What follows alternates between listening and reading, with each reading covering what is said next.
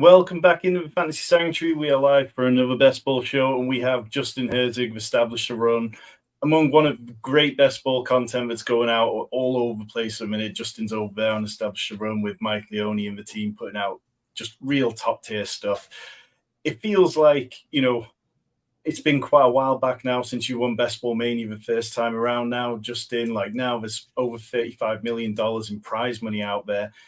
And it really feels like everything's kind of changed just exponentially since then. Did you ever kind of dream that Best Ball might turn into this back when you took down Best Ball Mania? I mean, it's crazy. Yeah. Like I always get the question early on is like, why are you willing to actually do content? Why are you willing to tout? Why are you willing to kind of share your secrets? And the early days, like after I won BBM1, it was, hey, I want to grow this game as much as possible. And I believe that, because at the time there weren't people doing podcasts, there weren't streams, there wasn't much around this. But I was like, hey, I'm going to make it a mission to like see how big we can grow this. And even if I only had like 1% of an impact on this, like it is amazing just to see all the various content, the sites, the entries, the like I know you've been tracking as well. And some of these sites need a few more players to hit their big contest. But I think August is going to be crazy. I think especially DraftKings, I think some of these sites are going to turn on some marketing dollars as well. Hopefully they can fill if they fill these tournaments, hopefully they're doing it with the right way rather than just crazy amounts of tickets or such. But no, I think it's amazing to see, and I absolutely love it. Yeah, I mean, it's a great time to be a consumer in the best ball space because, like, you look at drafters, underdog, DraftKings, there's plenty which we can criticize DraftKings for, but they seem to have really kind of upped their game this year. I feel like the leap from a $5 milli maker to a $10 milli maker and increasing the field in that contest by almost 50% or so has probably shot themselves in the back a little bit because yeah, we sit here 37 days away and they're at 44% full. They need to have 17,800 drafts per day, people joining entries per day to get close to it. And it does feel like the offers are going to come thick and fast. You look at the offers they put out when they had their best ball week, between that, the money which they offer back in DK dollars, it feels possible that by the end we might be at a max this contest for maybe around $1,200, which would be fantastic for the consumer. Just going back to your BBM1 team, you took it down with a hyper fragile build, which for those unfamiliar, it was a 4 running back team. Correct me if I'm wrong, but you kind of got done with running back by about the first 10 rounds, and meaning that you were still able to pick up on wide receivers, and you had a running back room of Alvin Kamara, Chris Carson, David Montgomery, and Tony Pollard. Have you been mixing back in the hyper fragile builds this year with the way the running backs are going off the board? Yeah, so that first year I did a ton of hyper fragile. I felt that by the way that people were drafting, like there was value to, hey, grab your running backs, 2 in the first 3 rounds, and then another 2 before that 10th. And you could still get great wide receivers in the 11th, 12th, 13th, and so on. Even last year, you were still able to a little. I mean, like we think about Garrett Wilson was going in those like early double-digit rounds and such. But I'd say it was probably like even like that next year is when I then was like a slow, like moved away from the hyper fragile and really started adopting the 5 RB build. Still going kind of grabbing 2 running backs early, maybe 2 in the first 3-4 rounds. But then because wide receivers started moving up, the guys that historically were going in the 9th, 10th round, you could get in the 12th, 13th round. And so it was, well, now it just makes more sense. Just go 3 running backs in addition to those first 2, but do them later. And now it just continues as the wide receivers keep moving forward. I get like, I've had a lot of really smart people come onto my streams, and some are pushing for the hyper fragile, some are pushing for that. As people zig into the wide receivers, they just want to shore up their running backs.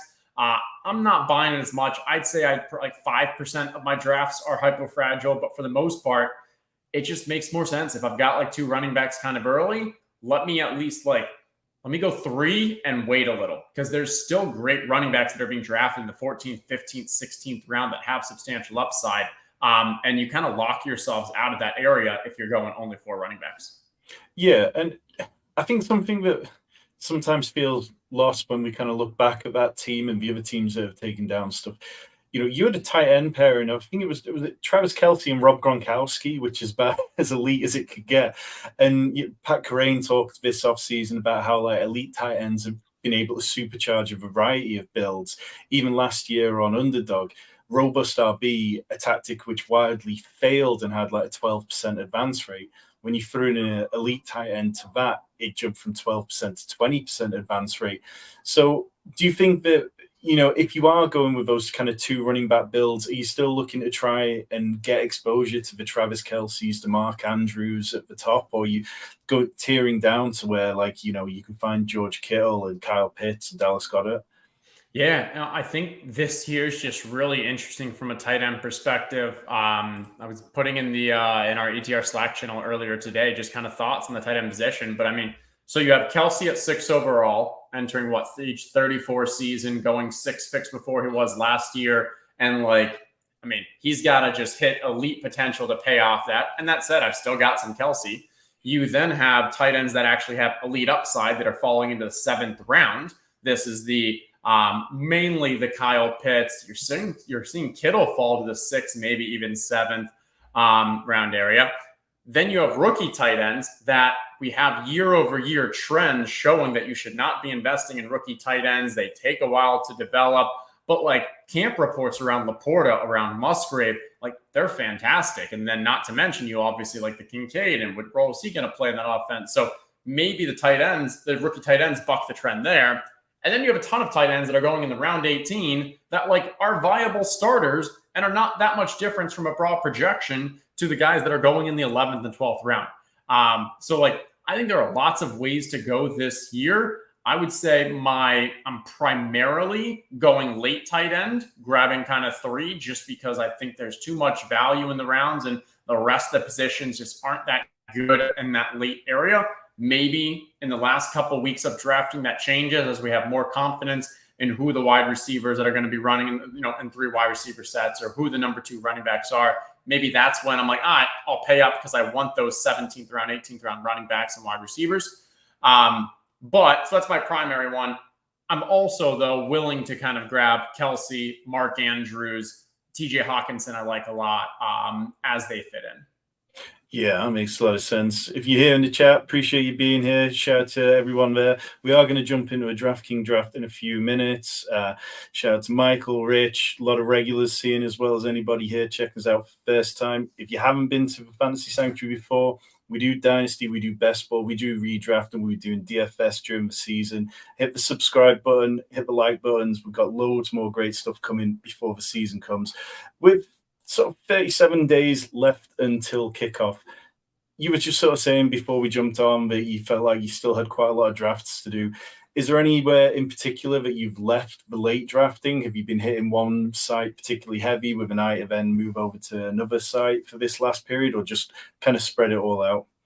A little spread. Underdog, I've been holding off just because of that. I don't know how. I have a $50,000 bet with the 2022 professional World Series of Poker Player of the Year, who's a big time grinder, big time gambler, and that's a bet that has advance rate as a third of the bet. And I do believe that for advance rate, there's advantage to kind of waiting until that end of July, August aspect. I think if you're drafting earlier, you have a better chance of maybe hitting that elite 0.01% team. But I think, at least a person for myself, I'm so in the weeds on kind of the news, the camp information, that it's a bit more better advance rate for me to do later. So I've got about, I think I've done about 80 of those. So I've got about 70 left of those. The $10 DraftKings ones, I did about 90. I've got 90 change of those. Did them really early on, and kind of just doing those when I have time, because I don't know. You just got to get those in. It's a ton. A $10 entry point means that your time to do it isn't as valuable to try to get selective on should I be doing this at night? Should I be doing this in August, and so forth? And then some of the others, I just sit in lobbies because it takes, drafters is probably taking 15 minutes, 20 minutes to fill. The $44 on DraftKings, sometimes you can sit there for an hour and it doesn't fill. The 555 ends up getting maybe 1 or 2 each day going off. So a lot of it is trying to I feel like I'm just playing Frogger or whatever and just hopping between the cars trying to figure out which draft I can join with everything else going on. But yeah. Yeah, I think that's definitely the next area that DraftKings needs to crack is figuring out how to get contests to fill better, whether it means releasing them with slightly smaller sizes or, more frequency so that people come back to the site to draft more often. Drafters is one which I've found to be frustrating, and I've been trying to wind down all my slow drafts, and then yesterday entered a bunch of slows over on Drafters, and I'm immediately regretting it already. But hey, it is drafting season. In a few short weeks, there'll be no more best ball. So let's jump into a DraftKings draft. So we are going to draft in the $10 Millie Maker. If you are in the chat and we're hoping to jump in with us, we are going to do now. These have been filling quite fast. I think that's the one redeeming factor for DraftKings is that these don't seem to be too slow. They do seem to be quite good. And the variance on them seems to be massive. It seems like, some drafts you'll get in and they feel like quite sharp rooms, and then other rooms just feel incredibly difficult. We have got the 102 here. Few names who are recognized drafting along with us. Shout out in the chat if you did get in there. Have you found a particular area of the draft that you prefer this year, Justin?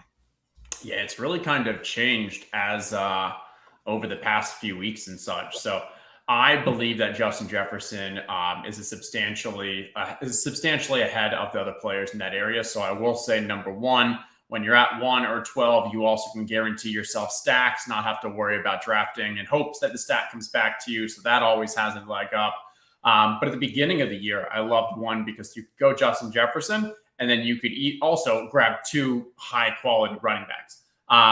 That said, my high-quality running backs were often Josh Jacobs. And now Josh Jacobs you can actually get at the end there.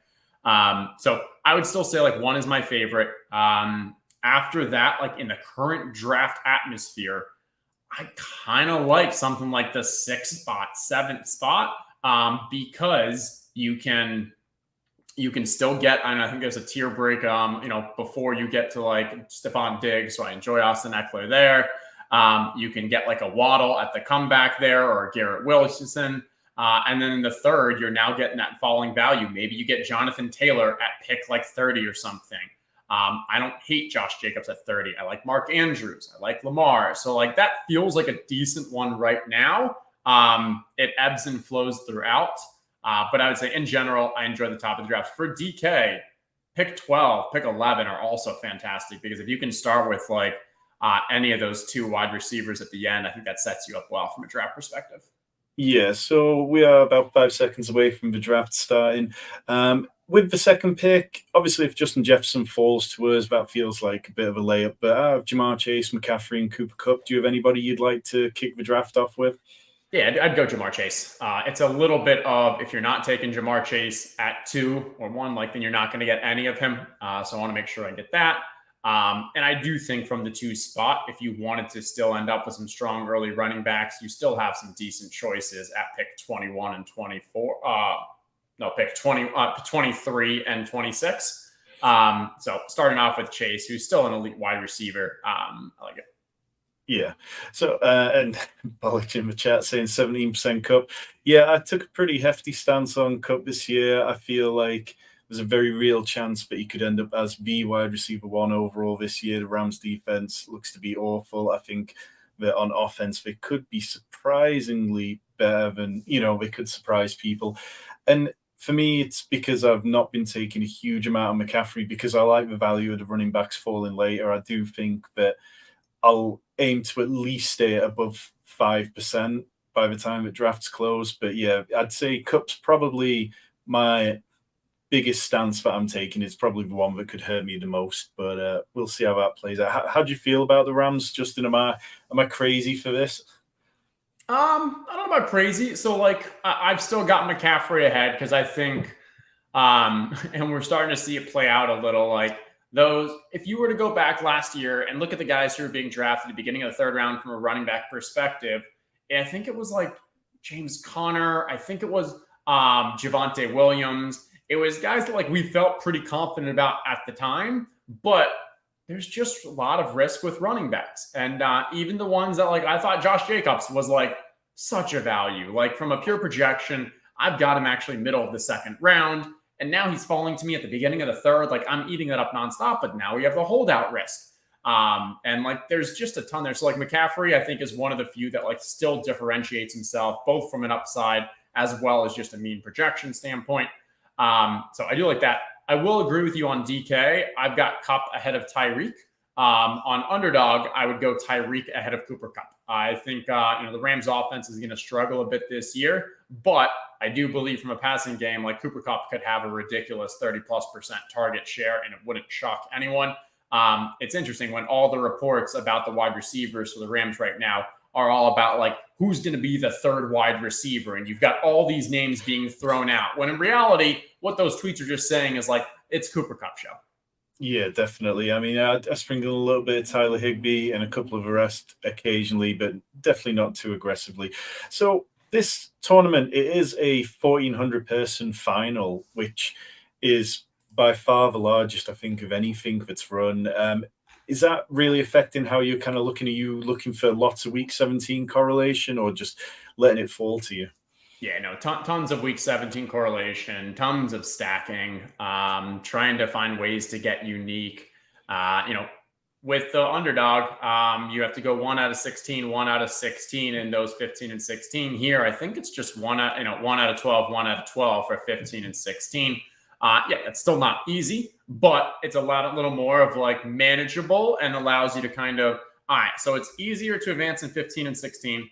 And when I get to 17, it's that much more important to have a great lineup because of the size of the field. It just kind of continues to kind of reiterate the importance of focusing on that Week 17, whether it's through, and it's not just bringbacks. Obviously, game stacking again, the bringbacks is important. Having the actual stack is also very important, in my opinion, more important. But then you can also start looking at like, okay, maybe there's the weather aspects, maybe that playoff schedule. What does that game environment look like? So that's where, in general, okay, it's a 1,400-person field. That's the largest we've ever seen from a best ball contest. Yeah, I want to optimize for that week. Yeah, so we are 2 picks away, and obviously we have Jamar Chase to start this draft, and at the top of ADP, we've got Derrick Henry, Tony Pollard, Josh Allen, Calvin Ridley, T. Higgins, Jonathan Taylor, DK Metcalf, Mark Andrews. Anybody in particular that you'd like to bang the table for? Yeah, so I'd go Tony Pollard would be my clear choice here. I think we're pretty much drafting him at his floor right now. Even if they were to bring back, like we've heard some rumblings in the Zeke situation, like Tony Pollard still should be being drafted around this spot. Maybe he falls to early third if they bring in Zeke, but honestly, that wouldn't concern me. So happy with Pollard here. Also gives us that kind of running back wide receiver flexibility to start the draft, and we can let the draft come to us, not being kind of locked into anything. Yeah, I like that. I think, you look last year and Tony Pollard lived on efficiency with like 15 touches per game on average. Latavius Murray averaged more touches per game than Tony Pollard did. Like, even if Zeke comes back, I don't think there's any situation where he's getting 17 touches a game like he did last year. And if he is, I imagine he'd be incredibly inefficient with them. So Pollard's somebody that I'm trying to get more exposure to. We're back on. Should we take the layup with T. Higgins and build out the Bengals Mega-Stack? What is Burrow's ADP right now? It's dropped down to 46.5, and I've seen him slide in a few drafts. Okay, I'm fine with that. I'm good with the T. Higgins here. Earlier on, I kind of wasn't building this stack on DraftKings because, Joe Burrow's ADP was something around like 34. Maybe even been like 31 at one point, just because enough people were grabbing him with this third pick that I didn't want to grow Chase Higgins and just basically know I'm shit out of luck and the chance of Burrow falling to me wasn't going to happen. So in that situation, I'd actually go with something like Josh Allen, where I'm still getting substantial upside. I think a lot of the Chase teams are stacking with Burrow. So when you go with Allen, you can then differentiate by Chase can still have a great game without Burrow having it, but then maybe Allen is the one who gets the actual 40-point game. And that gets a little uniqueness, but I like this knowing that, hey, there's a decent chance Burrow falls back to us. And you've got some drafters in this room, so they're sharp enough to let Burrow fall.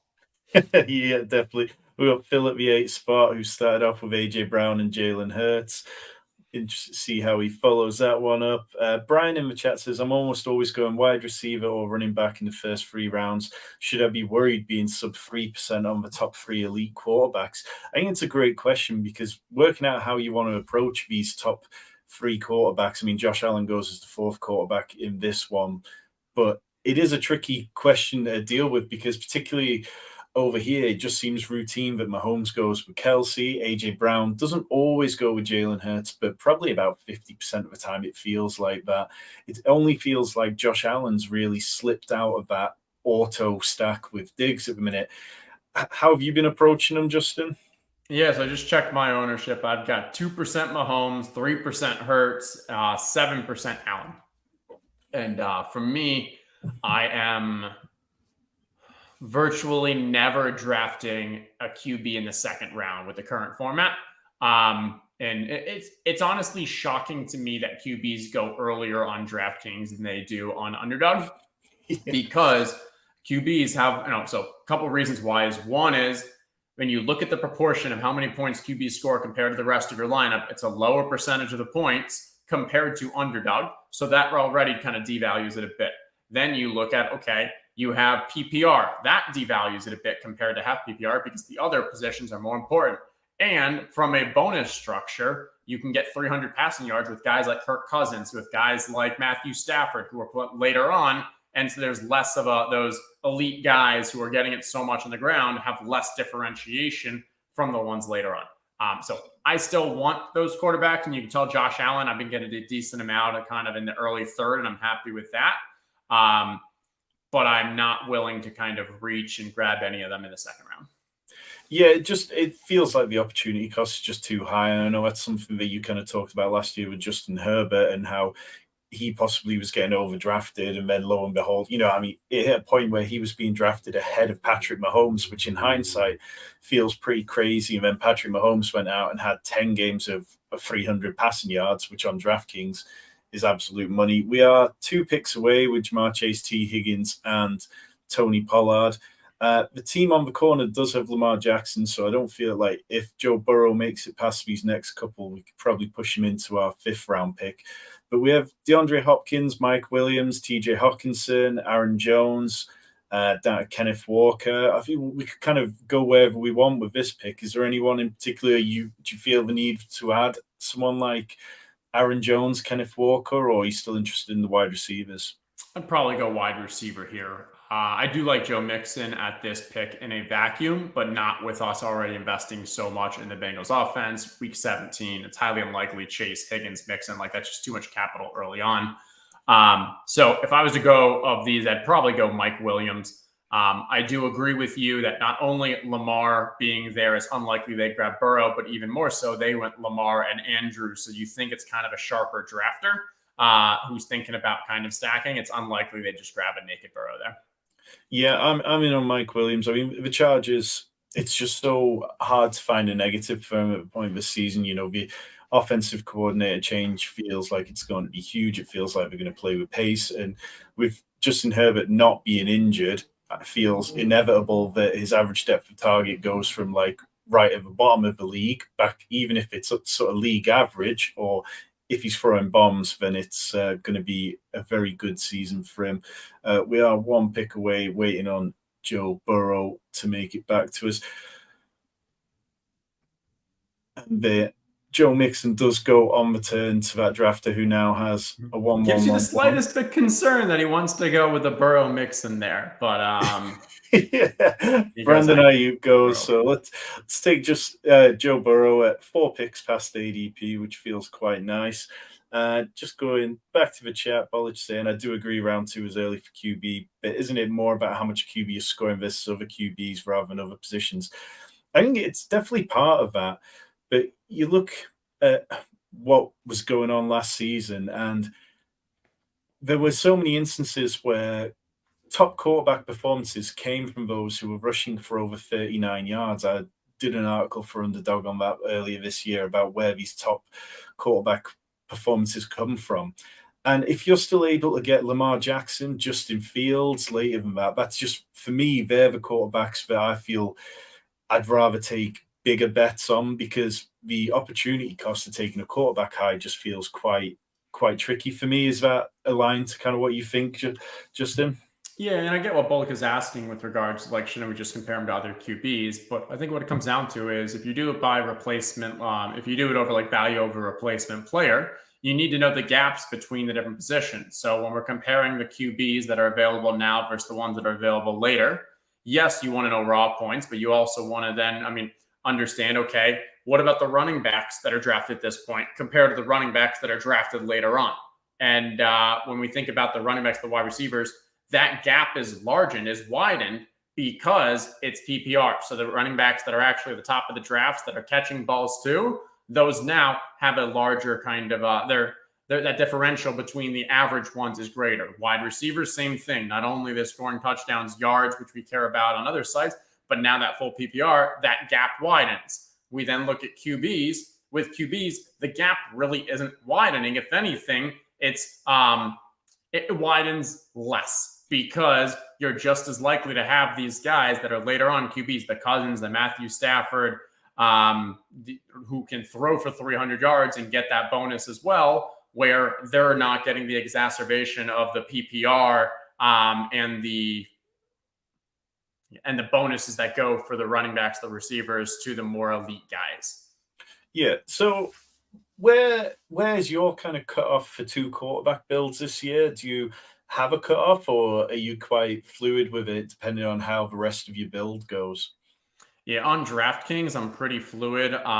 Just with the 20 roster structure, the 20 slot structure, and the availability of QBs at the end of drafts, there are times that I'll grab Lamar, and then I'll still end up with 2 QBs because I'm able to grab them in the 18th and 20th. I think I did a draft earlier today where in the 20th, I think I had Lamar, Mac Jones, and then threw on Baker Mayfield in the last or second to last round, just because it was like, hey, when I'm looking at who's more likely to contribute to this team, these other 19th rounders or Baker, it was Baker. And I paired him with a Cade Otton for a very end of the stack. And I just think like that's going to provide me with a better advance rate. And maybe it gives me a uniqueness where when Lamar actually has a really bad week 15, week 16, I've now got 2 QBs, Mac Jones and Baker Mayfield, who can hopefully provide me with enough to get me through that next round. And now I can have a lower owned Lamar in the playoffs.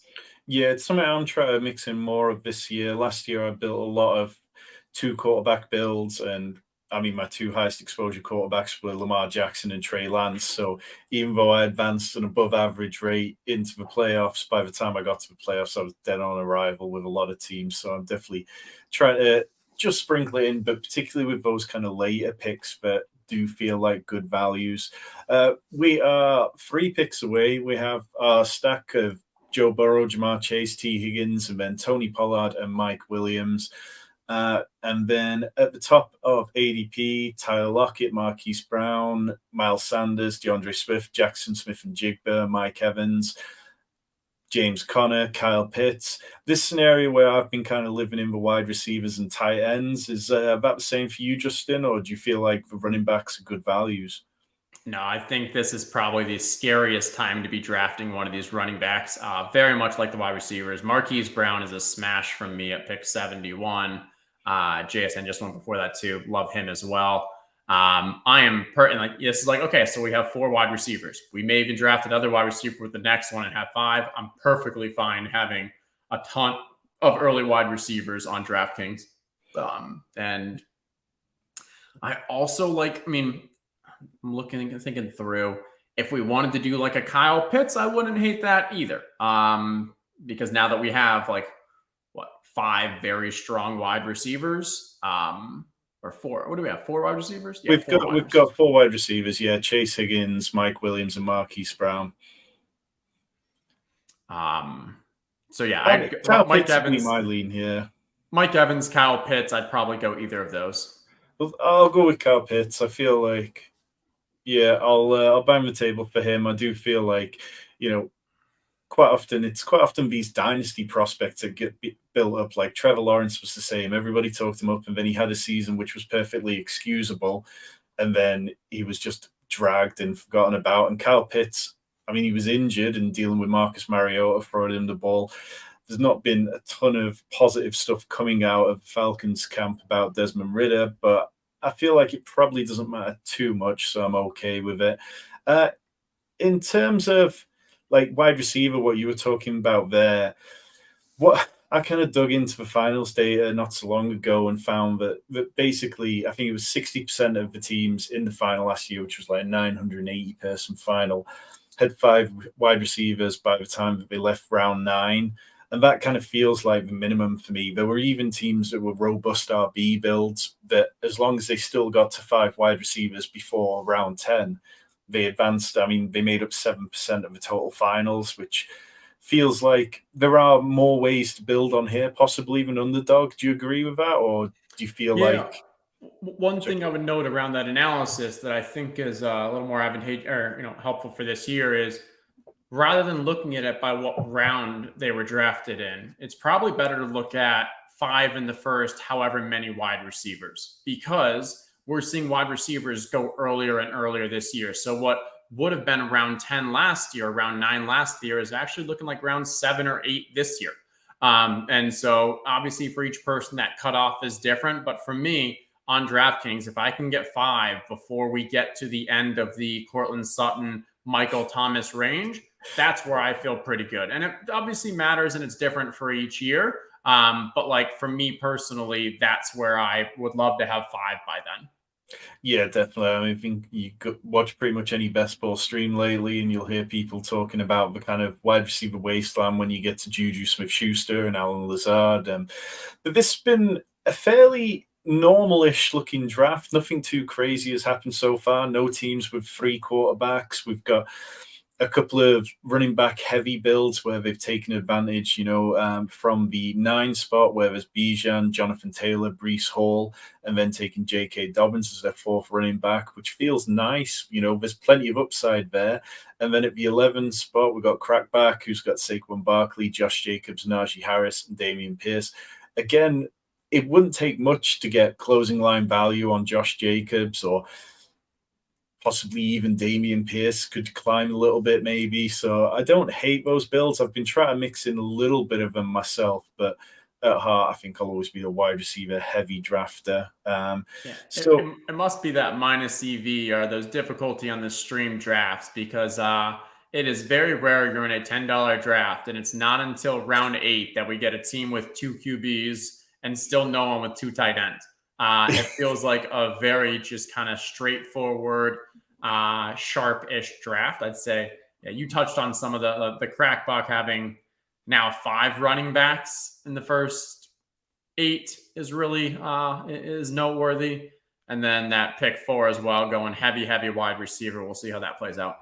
Yeah, so somebody in our Fantasy Sanctuary Discord today sent me a team which they drafted, and they'd gone 5 running backs off the gate, and then basically they'd started Mahomes, Kelsey, and then went with 5 straight running backs, and then didn't touch running backs or tight end or quarterback till they just finished with a tight end and quarterback at the very last picks, and just hammered wide receiver to get up to 11. And it's kind of one of those where you look, it goes against everything I'd probably naturally want to do. But when you're able to hit those sort of double-digit wide receivers over here on DraftKings, maybe it's got a bit more legs than some of us would like to believe. We are 2 picks away with Joe Burrow, Jamar Chase, T. Higgins, Tony Pollard, Mike Williams, Marquise Brown, and Kyle Pitts. In terms of ADP, there's Tua, Dak Prescott, Elijah Moore, Kadarius Toney, Cortland Sutton. So it is that kind of cliff edge. Any of those standing out? Let's queue up Elijah Moore, and then who are the running backs that are available? So running back, Antonio Gibson, Brian Robinson, A.J. Dillon, Smaji P. Ryan. So we can probably, kind of. I'd probably go Elijah Moore here. And then trying to think of the next one. We don't need tight end. Probably don't need QB. So we're back on the clock. In terms of going through a flex, Kadarius Toney, Cortland Sutton, Sky Moore, who is a bit of a riser, up 16 spots in the last week. Gibson, Brian Robinson, David Njoku. I'd go Sutton or Gibson. I'm fine with either. Let's go Sutton because it adds to the Chargers correlation. It gives us a little bit of correlation with Mike Williams. So far, we've got no Week 17 correlation. So it feels kind of nice to build that in. And I do think Cortland Sutton could be one of the beneficiaries of this situation now that the Broncos have lost a couple of wide receivers in the last couple of days. Tim Patrick was somebody I thought was undervalued when he was going free at the end of drafts. And then obviously KJ Hamler's gone now as well. Have you been in on the Broncos? Do you feel like we're kind of drafting them at the floor apart from Jerry Jeudy? I would say prior to, the news 2 days ago, Cortland Sutton is the only wide receiver I've really been drafting. Jeudy just feel like I've got a little Jeudy if he falls, but he just feels a little more expensive than the guys around him. Not grabbing tight ends in the Dulcich range, and had not really been going at the late Marvin Mims a little, but wasn't a heavy target. I think I was probably like slightly overweight him, but definitely no like Tim Patrick. Now it's just starting to see a lot more concentrated. Obviously, unfortunately, the Tim Patrick injury. Then we have the KJ Hamler heart condition. He'll be out for a week there. I think like Judy's price shouldn't really increase much from how high it already is. But I think like Cortland Sutton is one of the big winners in this, because we were concerned, like, were they kind of done with him? Were they going to be trading him? But now there's just no way he's not on the field, at least to start the year. And then, yeah, obviously Marvin Mims is a big winner in this as well. He'll get thrown into the fire and probably start in 3 wide receiver sets as the season begins. Yeah, and taking Cortland Sutton there and Elijah Moore back-to-back, it does give us a little bit of a reprieve, because early on, Jamar Chase, Tony Pollard, T. Higgins all had Week 7 buys, so we were getting a little heavy on it. Do you worry about bye weeks? I know for some drafters, it can be a real point of contention. For me, I feel like a lot of the time you can just let it work itself out as it goes on. It's not something I don't tend to take one player over another because of their bye weeks, but it's always worth keeping an eye on at the same time. Yeah, I'd say early on, I don't focus too much on it. Near the end of drafts is when I do start looking at it, because the gap between 2 players later on isn't nearly substantial. And so if I can avoid having an overly stacked bye weeks, I'll use that as a tiebreaker at the end. But again, like that is, I'd rather have the Week 17 correlation. I'd rather have the ADP value. I'd rather have the stack. I'd rather have the roster construction. You eventually get to, okay, these guys are pretty damn similar. But I already have these week whatever buys. Like similarly, if I know I'm going to be drafting wide receivers late, early on, I may take a wide receiver that doesn't have a bye Week 13, because it feels like all the wide receivers that are available at the end of the drafts are in that Week 13 bye week. And so that's something that I keep in mind. Like I should grab the Week 14 here, Rondale Moore, because I know later on I'm going to be grabbing more 13s. Yeah. Yeah, so after we talked about Crackback kind of picking up on some running back values, he's continued to push that with a 1-6-2-1 build. Bill picking up the 8 spot, started with a nice 0 RB build with Jalen Hurts, Keenan Allen, Christian Kirk, Drake London, Dallas Goedert, Jahan Dotson, and then now is hoovering up some running backs. So it does feel like we're possibly going to need to start getting some more running backs soon. And this feels like an area of the draft which is a decent place for picking them up. There's A.J. Dillon. I was taking a bit of Zach Charbonnet before his injury news, Jamal Williams, and then Damian Harris I've been drafting quite a bit of, along with Elijah Mitchell. Anybody that you've been particularly drawn to in this area, Justin? Wow, to be honest, I am shocked that running backs are as ugly as they are and how heavy this room is going. Obviously, one team going 6 running backs is playing a role there. Yeah, I would take Charbonnet. And I still think he's going to be able to play week 1, if not very shortly after. I don't think this really changes the projection substantially. And with how ugly the rest of the slots are here, I'd say Charbonnet, and we still need to grab another running back. Yeah, I mean, Pete Carroll last year said that Kenneth Walker was going to be out indefinitely when he had his sports hernia injury. And then he was back on the field. I think it was week 2 that he started being drip fed in on the snaps. So I'm not too worried about it. I think it's just the kind of language that Pete Carroll is prone to using at times. Like, I woke up over here in the UK and saw that yesterday morning, and I was just like, that quote just feels all too familiar. And it was the exact same words he used last year. My lean here would be to either probably be to Damian Harris, but I don't mind taking Elijah Mitchell or Jamal Williams if you've got a strong lean to one of them. I would lean Elijah Mitchell just from a security wise, because we still don't truly know what it's going to look like in Buffalo with regards to the number 2 behind James Cook. And like Damian Harris, like we can't really take a 0 at this spot if Damian Harris kind of falls out of favor. I think Elijah Mitchell also has a more substantial upside than Damian Harris if the starter were to go down. If James Cook goes down, Damian Harris is going to be still part of a committee, and you still have Josh Allen at the goal line. If CMC were to go down, Elijah Mitchell could be like a league winner. No, I like that. It's good reasoning. I'm happy to go with it. I think it's also something that doesn't always get talked about in best ball is looking at the leverage that you have on other drafters within the room.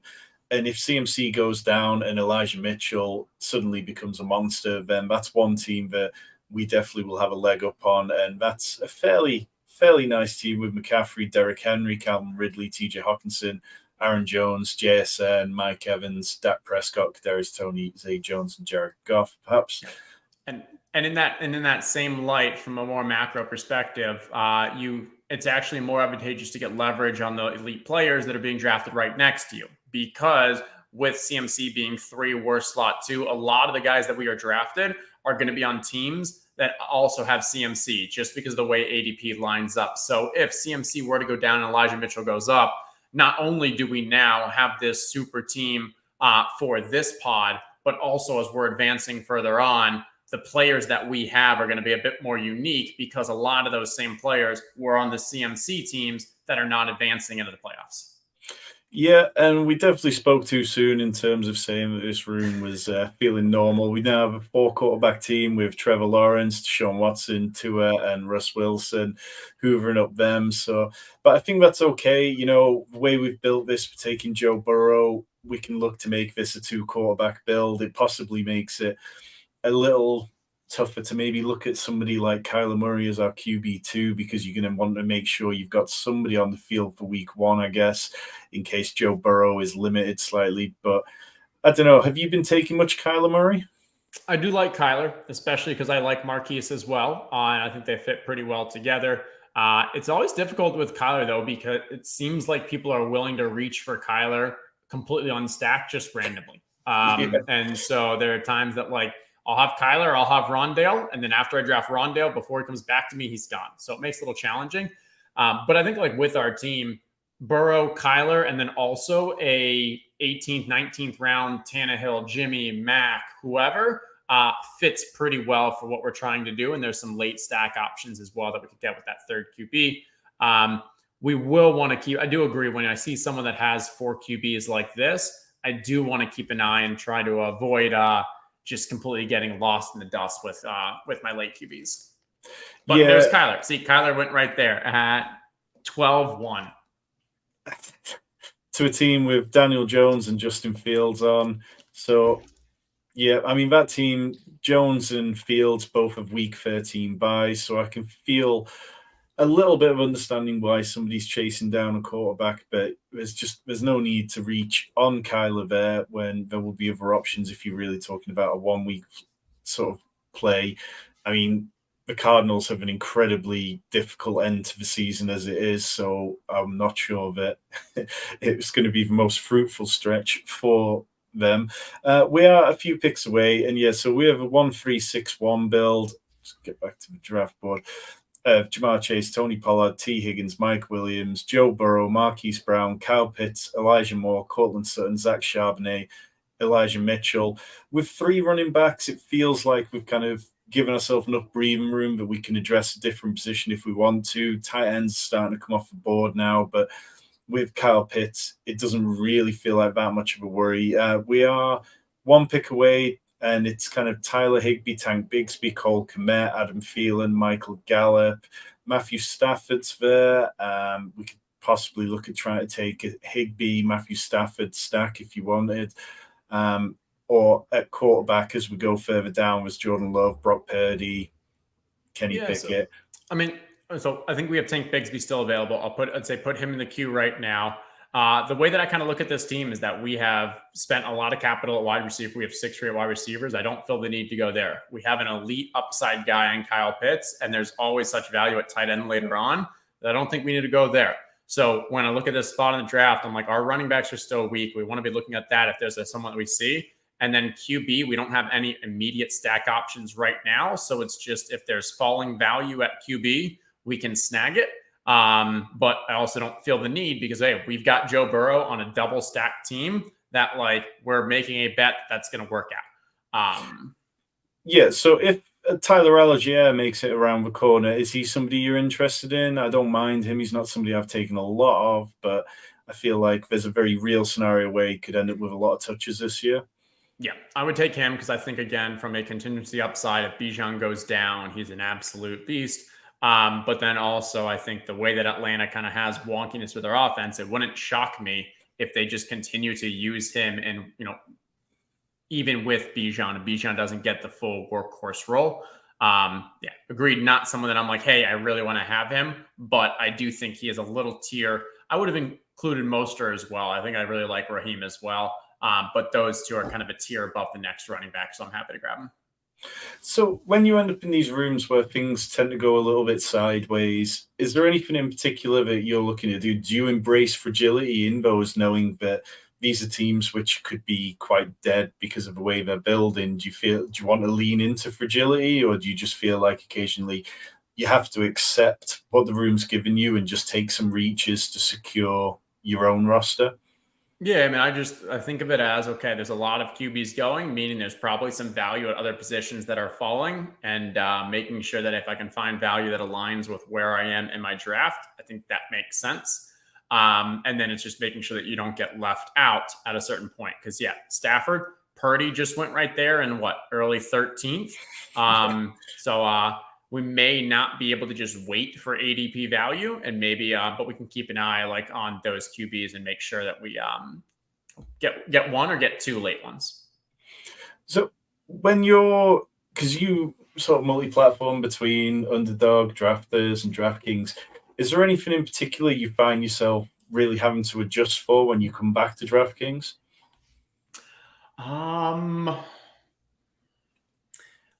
I'm trying to think if it's adjust or it's more of just hey, I have platform strategies and how I'm kind of thinking through things.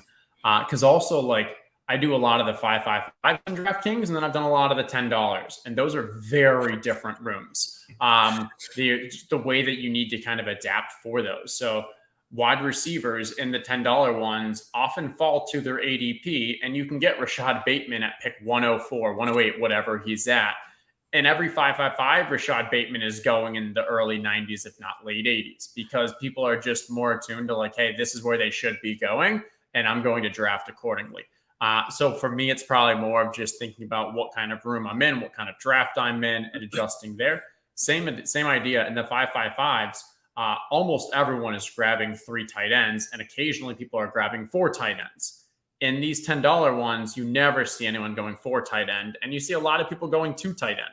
And so the result there is in the $10 ones, I can grab Hunter Henry in the 19th. I can grab Kate Otten in the 20th. And the 5-5-5s, all the tight ends are gone by the 19th, sometimes even the 18th. Yeah, we are going to be on the clock again in a few picks time, and we'll take a look at what's there. But if you were here for the first time, welcome into the Fantasy Sanctuary. Loads of great content coming your way. Hit the like button and hit the subscribe button and leave us some comments to let us know how you feel about this team. So at the top of ADP is everyone's least favorite old guy, Adam Thielen, DJ Chark, who I know ETR are kind of ahead of ADP on the rankings, Taysom Hill, Devin Singletary, Bryce Young. I mean, if it falls to us, we could always look at Chark, Bryce Young, I guess, Roshan Johnson, which would give us week 15, 16, 17 correlation and possibly get us to a point where maybe we could stop taking running backs.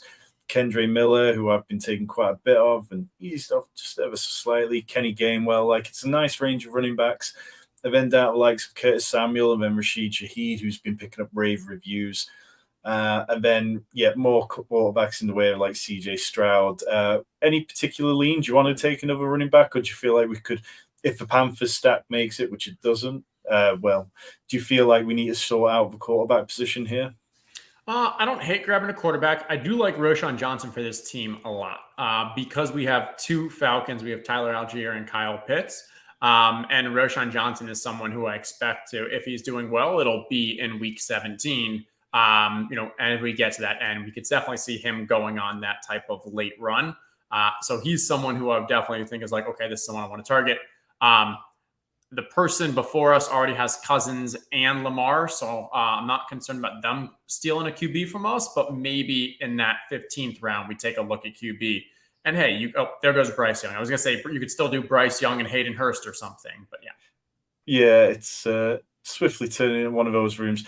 The draft are on the 1 slot. Their quarterbacks both are on a week 13 bye, but I feel like round 14 is probably not where they're looking to address it after the draft capital they put into it.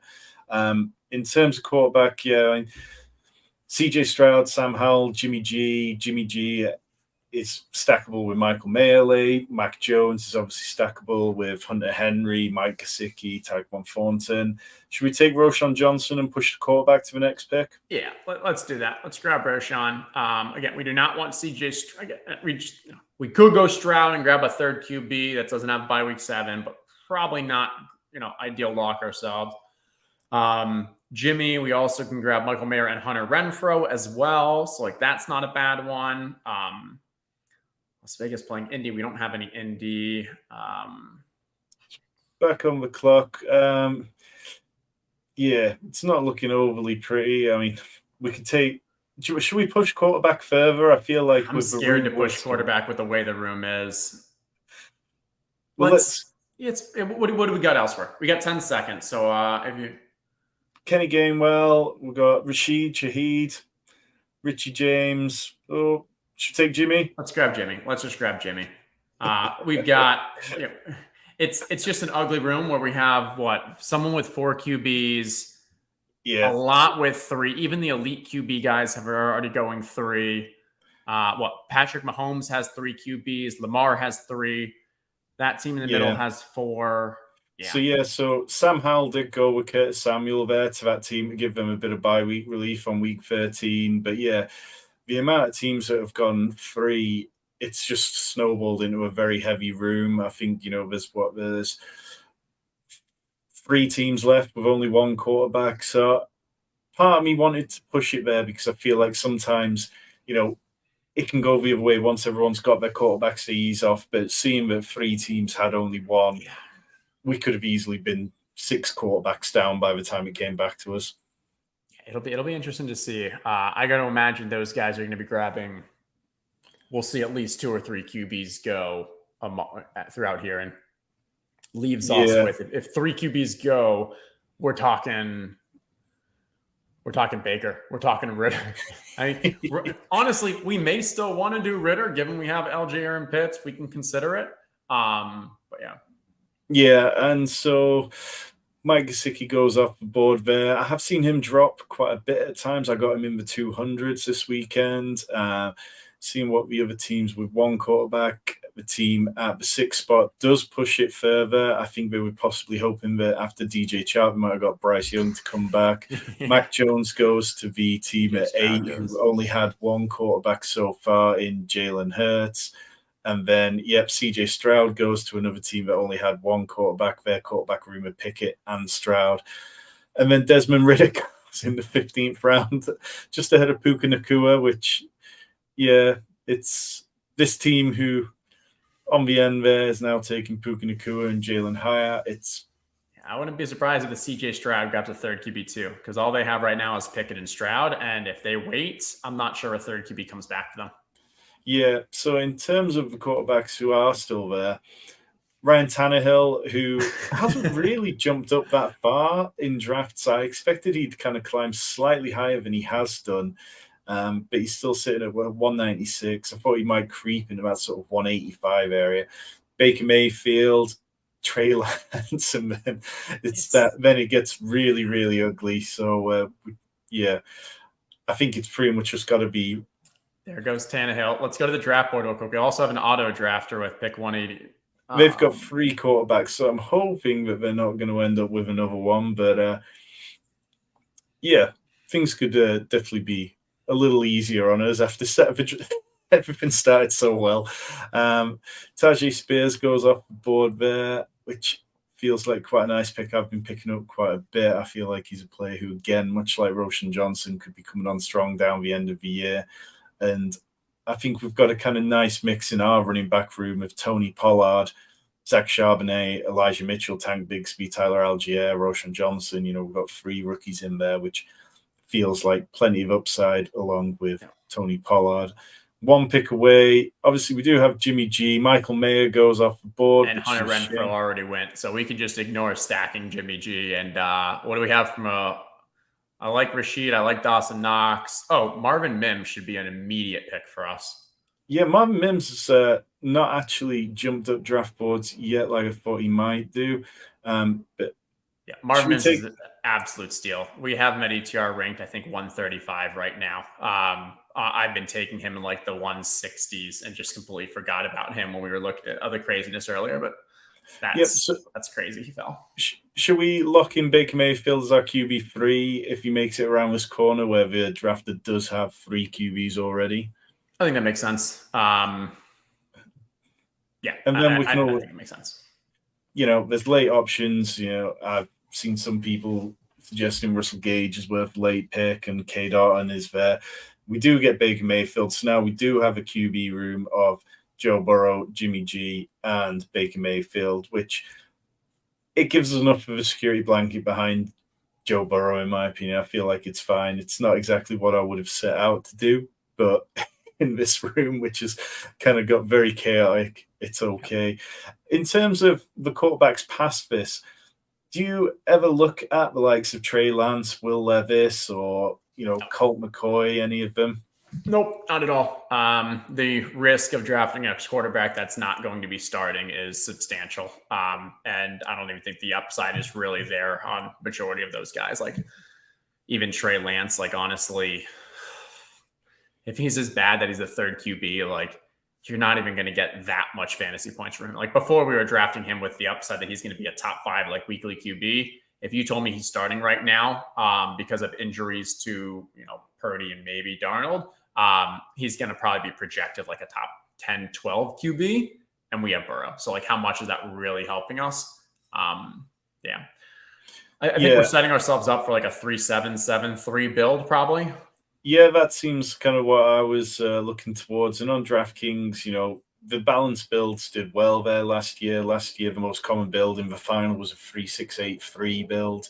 So it feels kind of viable. I mean, I tend to lean towards 8 wide receivers a lot of the time, but then this isn't a normal team. This isn't a normal draft room. So you need to be able to adjust on the fly.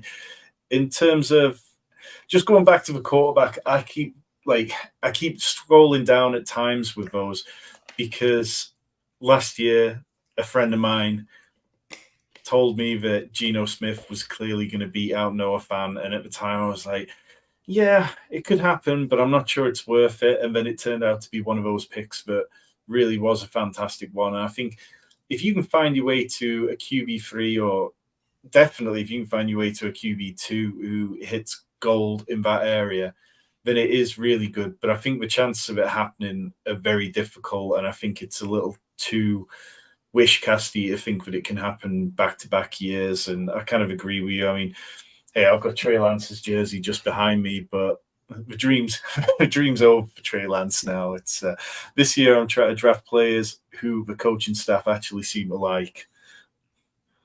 Yep, I agree there. So yeah, we are looking at, we have 3 picks left, probably 1 running back and 2 tight ends. And I agree with you, like 3-6-8-3 usually feels like a better structure, but we've invested a ton at the wide receiver position and then got a steal of Marvin Mims at that spot. Our running backs are still, this feels almost like a 0 RB. It's a hero RB team because we have Pollard, but like it does feel like a running back hitting this late would be very valuable to our team. Yeah, so the one running back who I'm kind of drawn towards is Leonard Fournette, who it does feel like is going to end up somewhere at some point and will have some reasonable value. Kareem Hunt is someone who other people have been high on. I've found it a bit more of a struggle to get there myself. Do you have any running backs in this area that you'd kind of want to bang the table for? Yeah, I like Ty Chandler a decent amount. O'Connell had some quotes earlier this week talking pretty highly about Ty Chandler, kind of knowing kind of like going into like, hey, last year he had the ankle injury early on and we weren't able to see it, but he's explosive. He is going to be like, it is clear that Madison is number one, but I think Ty Chandler's got the number two. I also would have been okay with Leonard Fournette. I think they're a decent like step up above about who are the tight end. I'm trying to think that, or should we go two tight ends would be the only other thing. We could go Trey McBride, Jelani Woods, Luke Musgrave, Noah Fan, Logan Thomas. Let's grab McBride. I like McBride. I've got 10% McBride, and he feels like, I can't believe that Zach Ertz is going to recover from such a serious knee injury and be in good shape for this season. I think, we've got a couple of tight end options that we could add, Cade Otton or Austin Hooper for the Vegas stack. So, but both of them we can take with our 20th round pick. In terms of running back, if we want one more. You think Cade Otton would fall to us in the 20th? Yeah, I've seen Cade Otton fall to us in the 20th a bunch of times.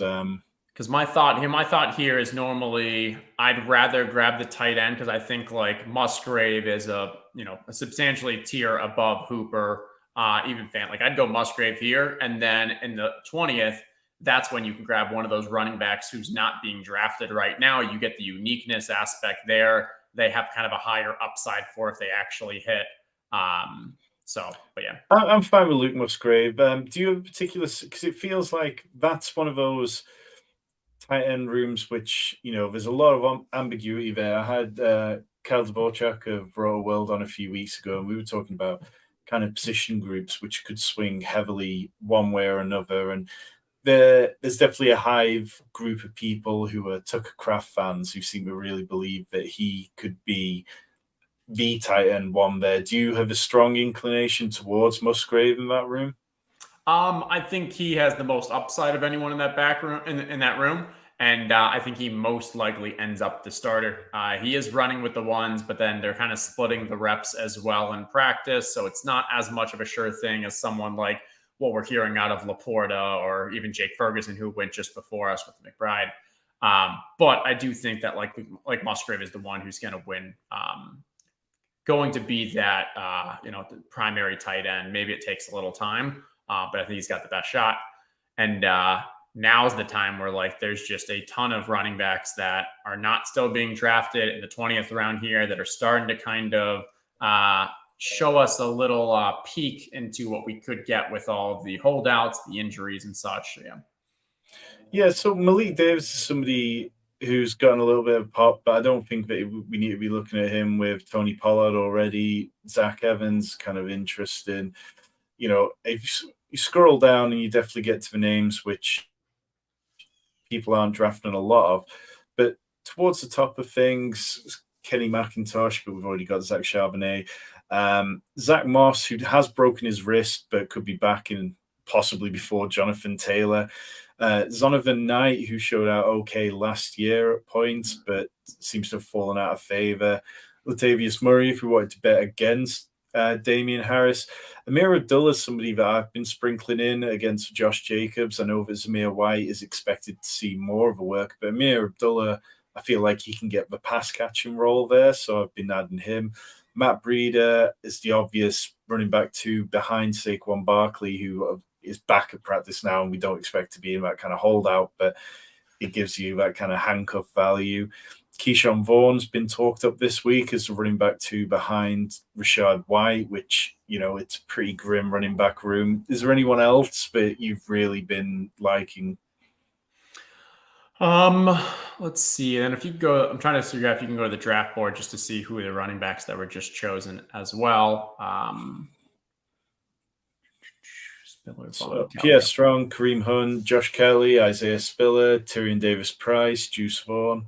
Yeah, I do like Josh Kelly. I think that, trying to talk about ones that hopefully if I don't just start mentioning them, they're all just going to get drafted in the next, next couple of minutes. But I do like Josh Kelly. I've been targeting him just because it feels like he's going to have the number two behind Eckler, and that's a pretty valuable position. It's more of a bet on the entire offense.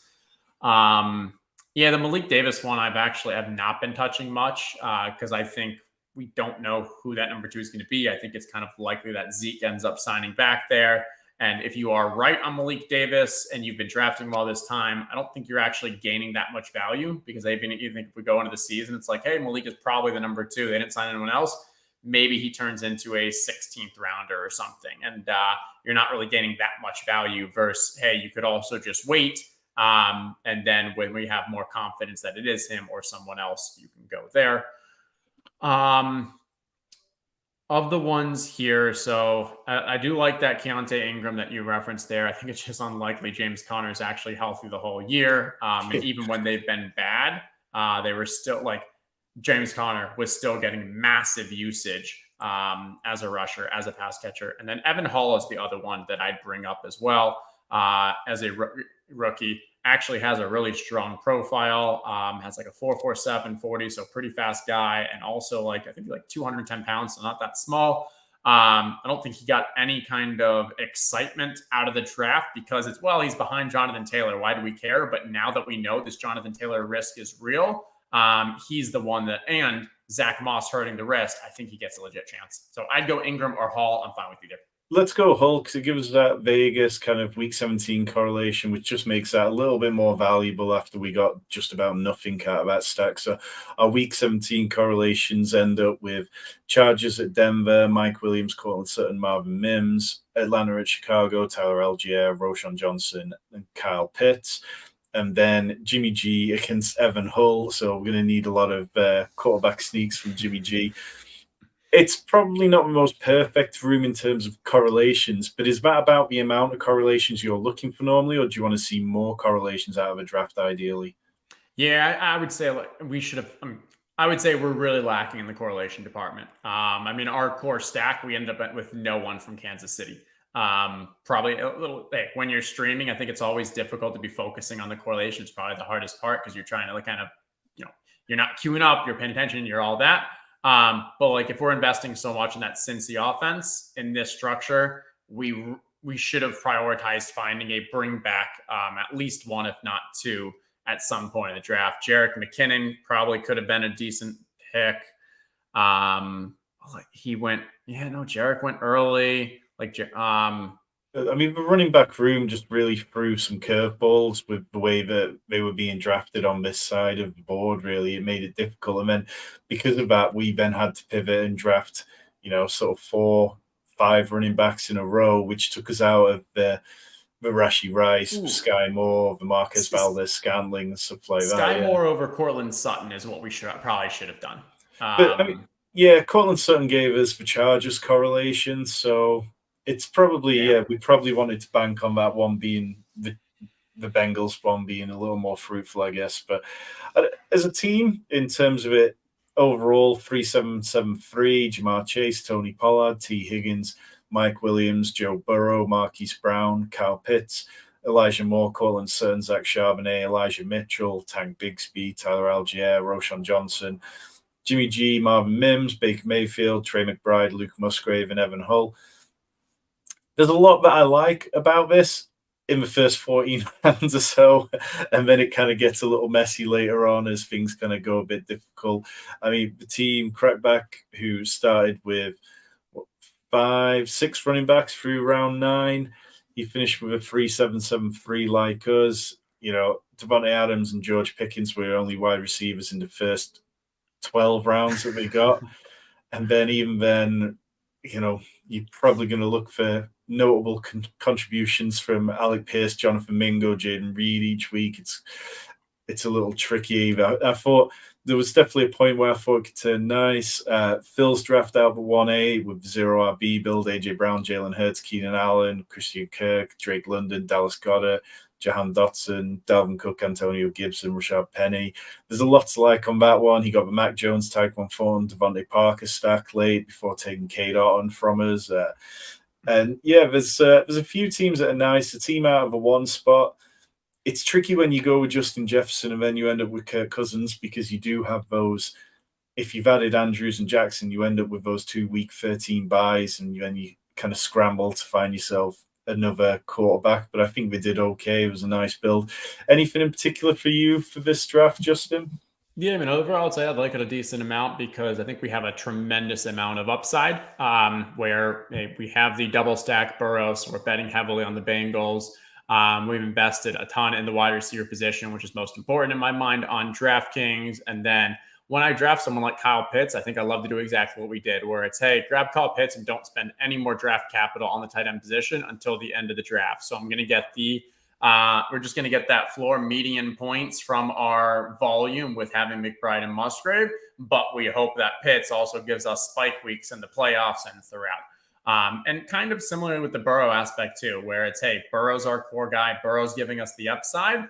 Jimmy G and Baker are there to kind of just provide us with those mean projections in the case that Burrow gets hurt, Burrow on bye, Burrow has a really bad week or something. So that's where, like, yeah, I know you're saying, like, hey, the last 6 rounds weren't pretty, but I think, hey, it afforded us the ability to really focus in on the other positions, which I like a lot. Yeah, and just pick back up on Kyle Pitts.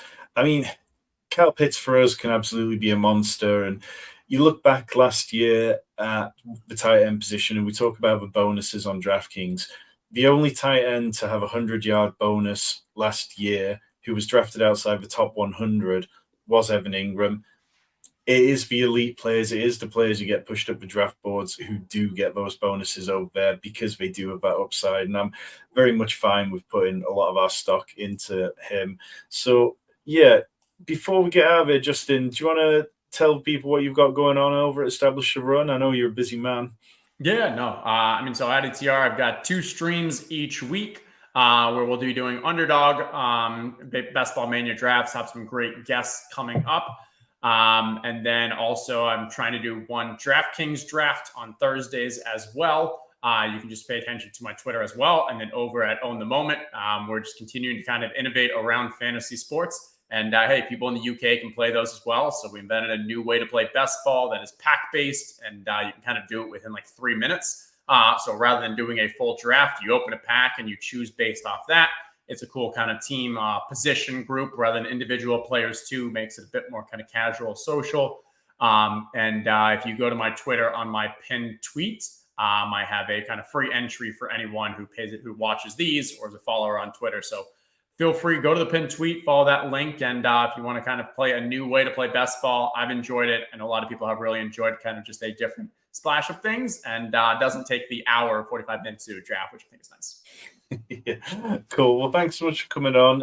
If you are here next week, going to be drafting in the FantasyPros $350 championship over on FFPC. Going to be doing underdog drafts on Monday with Joe Pepe of FantasyPros.